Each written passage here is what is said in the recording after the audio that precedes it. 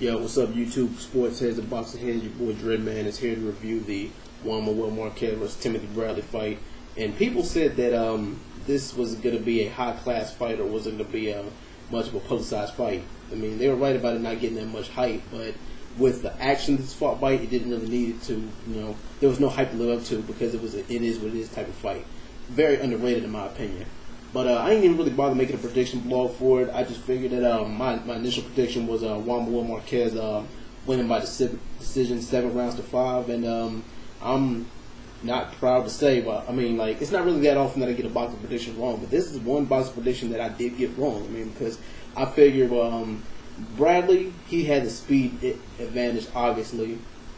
Bradley's only problem is, like, his footwork can be a little bit flat sometimes, and he can be a little bit he only has power in one of his hands, and that's pretty much it. He's got fast hands, I'll give him that, but and his defense may need a little bit of work too. But he showed that he can brawl too.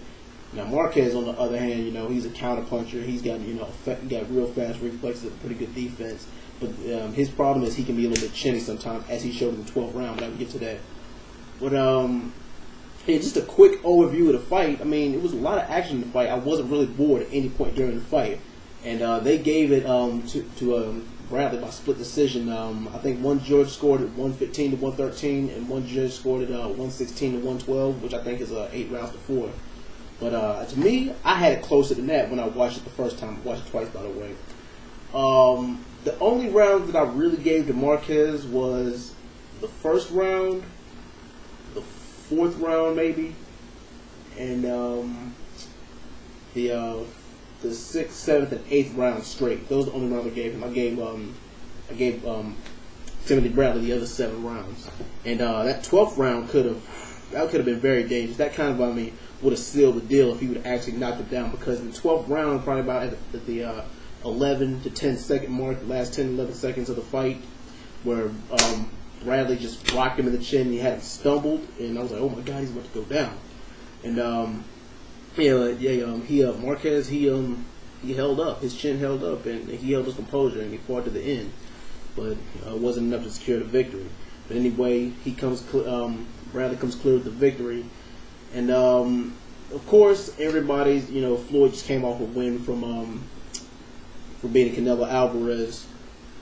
And what is Floyd going to do next? That's what I want to ask y'all. Now, he's got 3 fighters, well, potentially 4 fighters to choose from.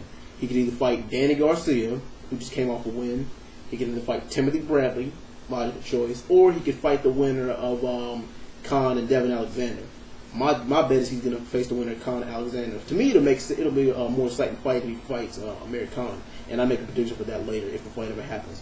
But anyway, tell me what y'all think of this fight if you watched it, and who you think Floyd should fight next, or who you think Timothy Bradley should fight next, and what's next for Marquez since he just lost. Alright, I'm out, y'all. Thanks for watching this video. Peace.